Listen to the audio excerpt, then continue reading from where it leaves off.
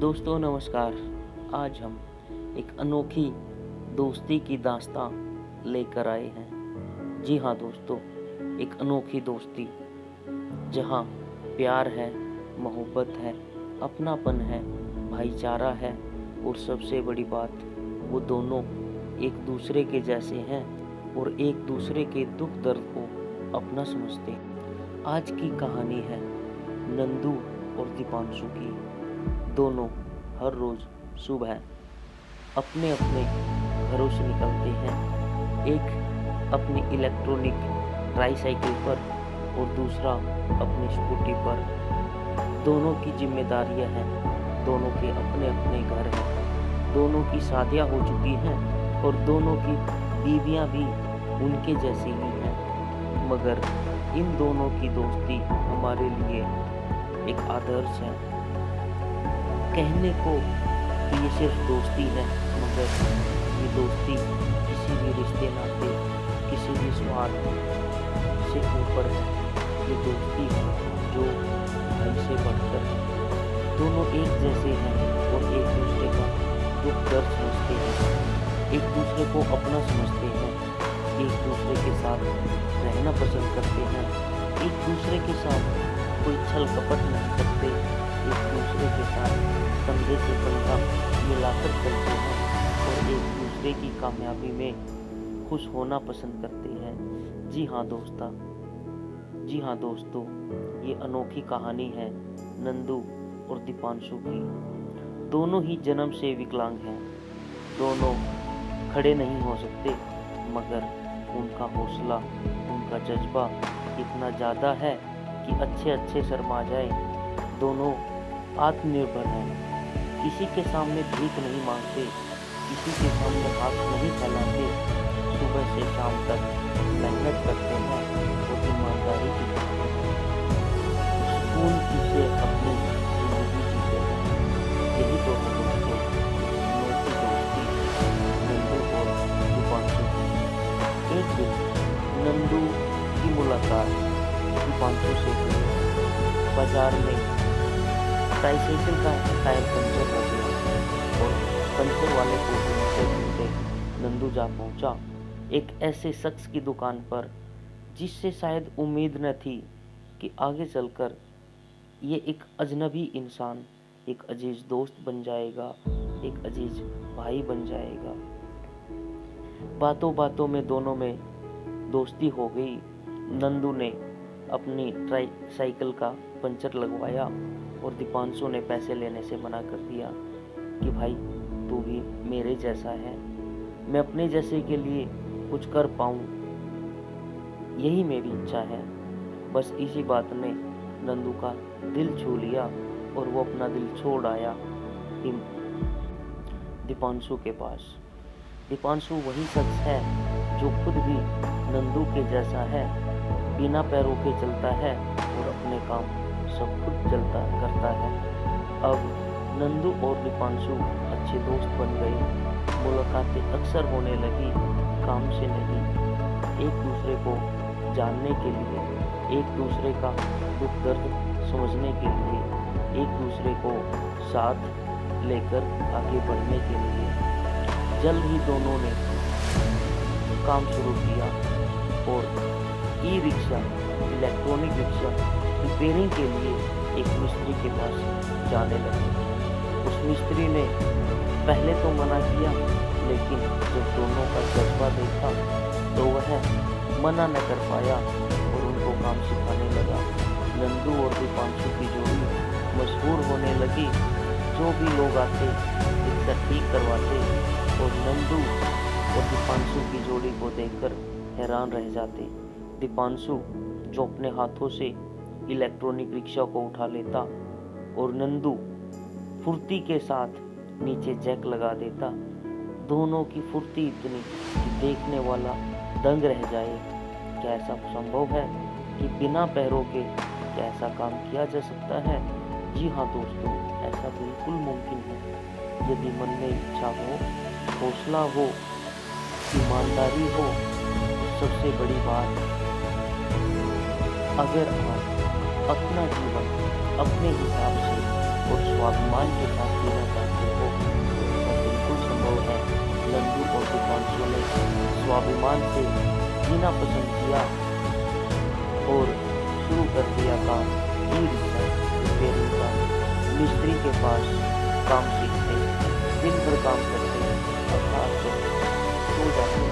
अगले दिन फिर 3 साल की कठिन मेहनत दोनों की रंग लाई और दोनों ने अपनी समाज में एक ऐसी पहचान बनाई जिसके लिए शायद हर विकलांग को होती है तलाश।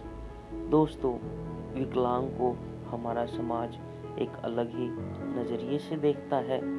वह उसको उसके नाम से नहीं बल्कि उसकी दिव्यांगता से जानता है। ये एक कड़वी सच्चाई है।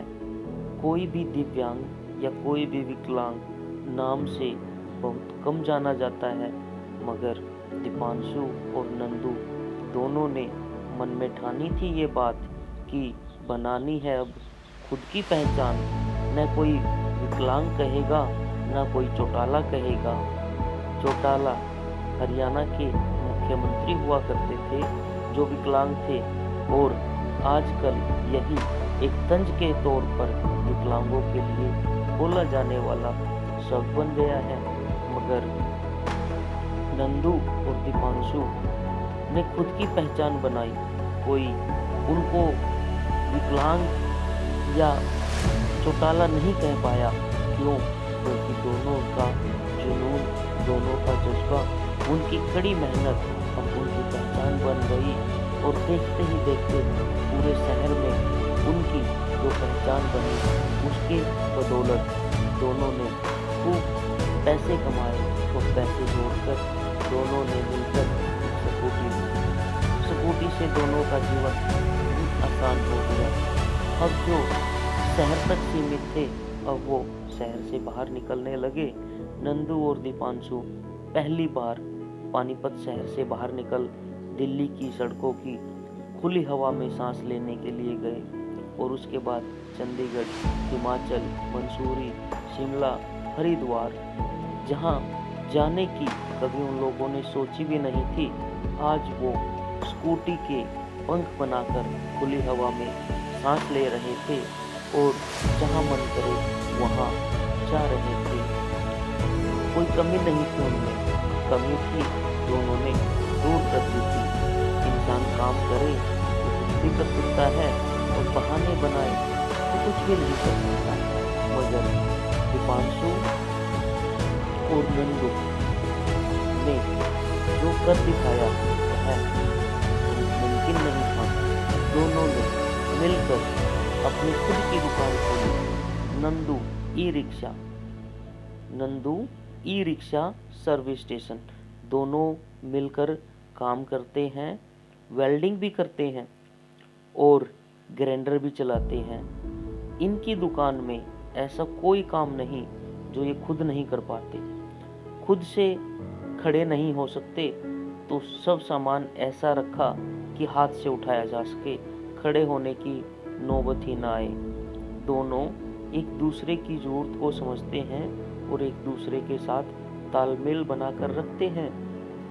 यही तो है खूबसूरती एक सच्ची दोस्ती की, जो बिना कहे समझ लेते हैं एक दूसरे के दिल की बात। और यही तो है उन दोनों की पहचान, जिसकी बदौलत आज वो समाज में सर उठाकर जी रहे हैं अपनी जिंदगी और कर रहे हैं वो काम जो वो चाहते हैं करना। और इसी की बदौलत वो एक मुकाम पर पहुंचे हैं जहां दूसरों को कोसा जाता है, सरकार को कोसा जाता है, मगर वो आत्मनिर्भर होने की नहीं सोचते। लेकिन नंदू और दीपांशु आज आत्मनिर्भर हैं और दूसरे दिव्यांगों को भी यही कहना चाहते हैं कि कुछ कर दिखाओ, अपने हौसले से उड़ान करो, दुनिया कुछ भी कहे हौसला न छोड़ो। आज हम जिस मुकाम पर हैं उस मुकाम पर कम लोग आ पाते हैं।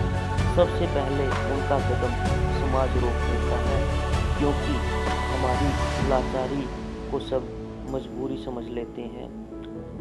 हमने देखा बहुत से लोग हमें आश्वासन देते हैं मगर साथ कोई नहीं देता। किसी को सुझाव ना दो, उसका साथ दो। बस इसी बात में विश्वास रखते हैं हम। हमने एक दूसरे का साथ लिया, हमने एक दूसरे को सहयोग का वादा नहीं किया।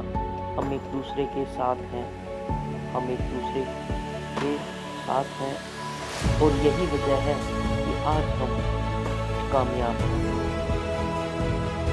किसी का मुंह नहीं ताकते, अपने काम करवाने के लिए अब लोग हमारे पास आते हैं, अपने काम करवाने के लिए।